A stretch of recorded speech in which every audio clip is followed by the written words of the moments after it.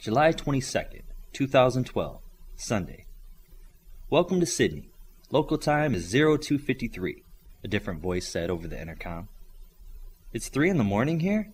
Joseph asked. Miss Woods kept walking through the room. Yup, and we have to get you to Alpha before morning.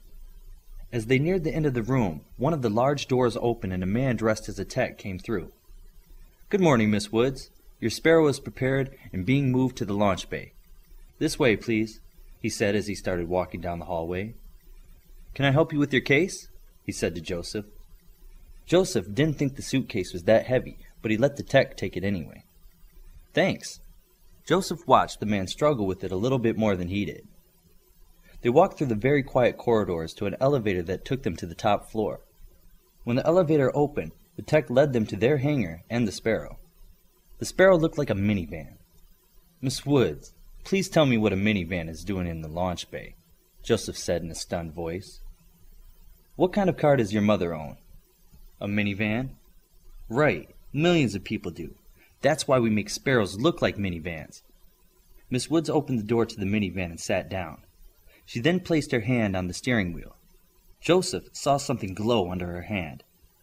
The Sparrow is now reading my biometrics, knows who I am, and is listening to my commands. Miss Woods stepped out of the van and took a few steps back to Joseph. Sparrow, Holo G off. Wow, Joseph said. The minivan instantly changed into something else. It was some kind of high-tech spaceship thing painted metallic gray. What is it? It's a fast-moving anti-gravity vehicle. It's light, quick, it has its own life support systems, and can go for days without refueling. Can it go in space? Joseph asked as he touched the sides. Yes, but its maximum speed and fuel supply keep it from going very far in space. Is it any good in a dogfight? Joseph was still enthralled by the small ship and continued looking all around the Sparrow. No, it has no weapons or targeting systems. This is just a Holo G-enabled transport, she said as she followed him around the Sparrow. Joseph looked up at her. Holo G, you mean some kind of hologram? Holo G is short for holographic generator. The Sparrow was a great leap forward a few years ago, she said as she loaded his case into the back and closed the hatch. Now it's common. We won't be using the Holo G to make us look like a regular van. We're going to use it to be invisible as we fly out of Sydney. The ceiling began to open and startled Joseph for a second. How else could this thing fly out of here? He thought. The tech who led them to the room said, You're all set. Have a safe trip. Without prompting, Joseph walked over to the passenger seat, got in and buckled up. As soon as both he and Miss Woods were secure, she spoke again. Sparrow, enable flight mode. On her words, the steering wheel changed shape slightly and moved to a different angle. It looked more like the yoke of a plane. The digital dashboard changed its displays to a more complex set of instrument readouts. A holographic monitor appeared where the sun visor should be, with more digital readouts to aid in flying. How much does something like this cost? Joseph asked.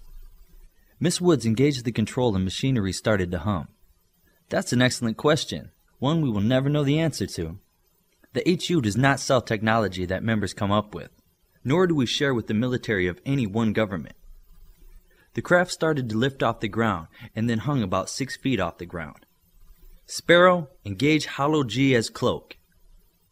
The tech outside the Sparrow was looking at them, but his eyes didn't seem to focus on one spot. Your cloak is active, he said. You mean he can't see us? Asked Joseph. That's what he means.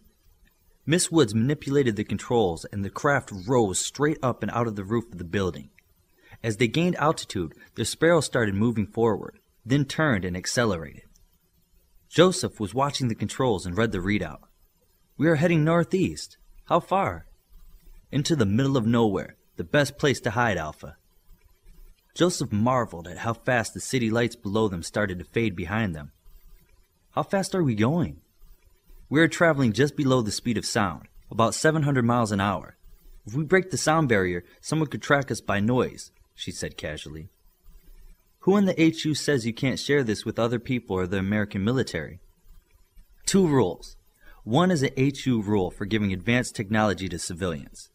The other is a Tokyo Initiative principle regarding the use of HU technology for military purposes. Miss Woods paused and thought for a moment. One of the biggest challenges of someone in your situation is learning to think of the world as a whole. How do you mean? He asked. Your mission as a superhero will not be to defend America. It will be the safekeeping of the whole world. It's a difficult step to make, because you will never forget where you came from, but you need to start seeing all lives and countries as equal. Joseph watched the few lights on the ground pass under the sparrow quickly. He had never given a second thought to being anything other than an American. He knew she was right. Everyone, everywhere should be treated equally. He thought some more about how he thought of the other people in other places. What if you think other people in other countries can sometimes be backwards and cause some of their own trouble? She smiled at him. I'm glad you're this honest with your views. The more questions you ask like that, the quicker you'll get your answers. Let me answer you with a question back. Let's say you think of people of some other country are getting what they deserve because of something the country did. If America goes to war against someone and terrorist detonates a nuclear weapon in a remote American city, did the people in that city get what they deserved? No. The terrorists just killed a city of innocent people. Innocent, why? Innocent because the people weren't doing anything to anyone. Exactly. And you'll find the same thing everywhere you go. Most people in a country have little to do with how the country runs. They are innocent. Most people just want to work, get married, raise their kids, have a day off, or just plain live in peace. As a superhero, your mission will be to protect those innocent people. What about war? I've seen one war after another on the news. I don't see the HU stopping them. A highly debated part of the Tokyo Initiative states that the HU will not become involved in any conflict between nations when that conflict is formally recognized by the UN Security Council. It was a concession that the HU had to make with the governments of the world to exist as we do today. So if war breaks out between two countries, you can't do anything? He said in a deflated tone. If one country seeks sanctions, then resolutions, and then is given a declaration of armed conflict, then the HU is obligated to stay out of it. Miss Woods thought this conversation was a little too serious for the trip. Do you know that Omni himself laid the cornerstone for the Alpha Academy? No, I thought he retired before then. Nope, his final act was to make sure that Alpha was going forward. He said once that Alpha would turn out 160 first-rate superheroes every 10 years. He wanted there to be at least 300 first-rate superheroes in their prime guarding the world at all times. Omni said, and I quote, "Making sure that these, the most powerful among us, are trained up to be honorable and true is our best defense against darkness." You ever meet Omni? He retired almost 30 years ago. I was 4, Miss Woods laughed. Sorry, I didn't think all supers aged like regular people. I know my parents said they started aging slower once they were full grown. You could have been 60 for all I know, Joseph said. I'm not super. I'm a near miss. One parent is super and one not. Before he could ask another question, she continued. My mother was a police detective and my father was a crime fighter. I didn't have real powers, but I was smarter than most.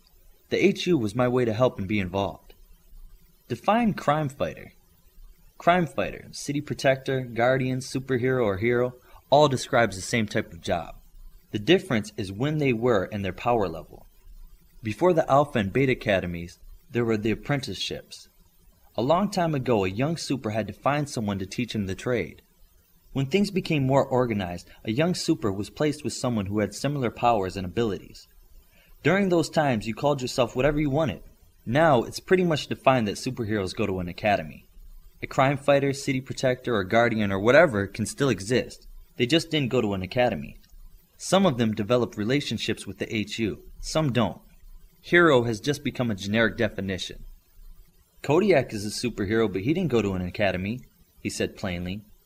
Like I said, those from before the academies called themselves whatever they wanted, and Kodiak was on the first team of 6, likes to do whatever he wants.